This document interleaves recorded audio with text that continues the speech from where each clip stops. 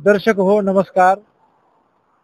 सर्व मानवाला माझी नम्रतेची आणि हात जोडून विनंती आहे की आपण माझ्या शेतावर उभे आहात.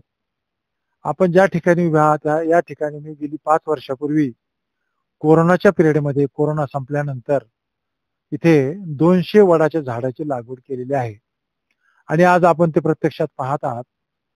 त्याचं कारण असं मित्र हो की कोरोनाच्या काळामध्ये याच ठिकाणी पोलीस डिपार्टमेंटने आणि रेव्हेन्यू डिपार्टमेंटने इथे चेकपोस्ट लावला होता आणि चेकपोस्ट लावून ऑक्सिजनचं काय महत्व आहे हे जनतेला पटवून दिलं होतं. मी स्वतः ते चेकपोस्ट चालवलं. 40-45 दिवस मी 400-500 लोकांना रोज सकाळ संध्याकाळ जेवण द्यायचो आणि अशा प्रकारचं अतिशय सुंदर चेकपोस्ट आम्ही इथं केलं आणि लोकांना मदत केली.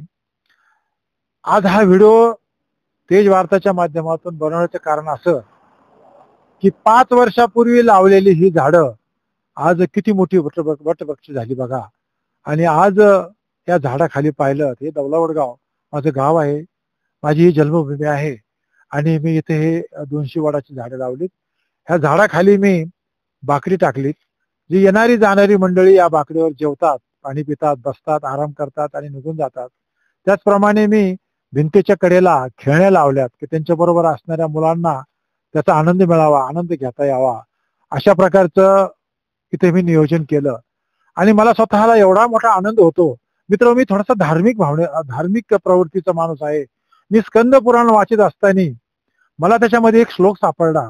त्या श्लोक मध्ये असं म्हटलं होतं की मुले ब्रह्मा त्वचा विष्णू शाखा शंकर मेवच पत्रे पत्रे सर्व देवानाम वटवृक्ष राजनो नमस्तुते.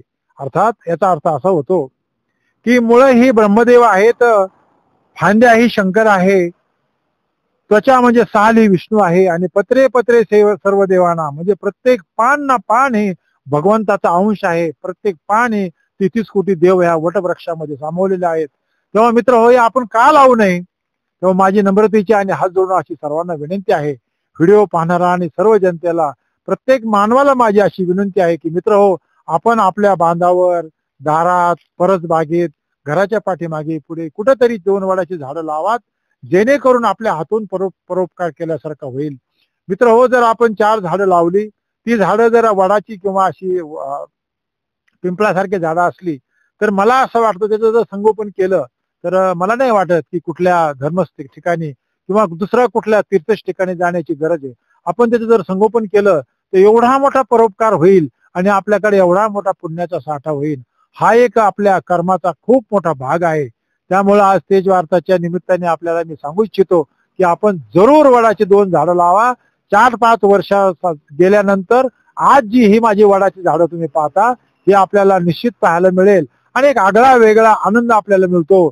येणारे जाणारे बसतात, पाहतात, त्याचा आनंद घेतात. कारण शास्त्र असं म्हणतं की वडाची झाडं ही 24 तास ऑक्सिजन देतात आणि नक्कीच देतात बघा, 100% देतात. कारण माणूस जेव्हा थकून भागून येतोय आणि इथे जेव्हा बसतो ना अर्धा तास, उठल्यानंतर त्याच्या चेहऱ्यावरचा हसू, त्याच्या चेहऱ्यावरचा आनंद प्रफुल्लित झालेला दिसतो. कारण वडाचं झाड खरोखर 100% ऑक्सिजन देतं. मित्र कोरोनाच्या काळामध्ये आपण पाहिलं ऑक्सिजन वाटून ज्याला ऑक्सिजन नाही मिळाला ती तरणी बांड माणसं, तरणी बांड पोरं निवळ ऑक्सिजन साठी गेली हो. आपण आता जमीन सगळी उजाड करून टाकली तरी आपल्या यथाशक्ती जेवढं होईल तेवढं जरूर झाडं लावा. अशा प्रकारची आपल्याला आग्रहाची आणि नम्र विनंती करतो, आपल्या पाया पडतो. आणि 2 तरी कमीत कमी आपण वडाची झाडं लावा. आपल्या घरातून गेलेली लग्न होऊन मुलगी असेल, वयोवृद्ध आई वडील असतील, त्यांच्या नावाने झाडं लावा आणि त्याचं संगोपन करा. कुठल्याही देवा धर्माची पूजा अर्चा करण्याची, उपास तपास व्रत वैकल्य देव धर्म काही करण्याची गरज नाही.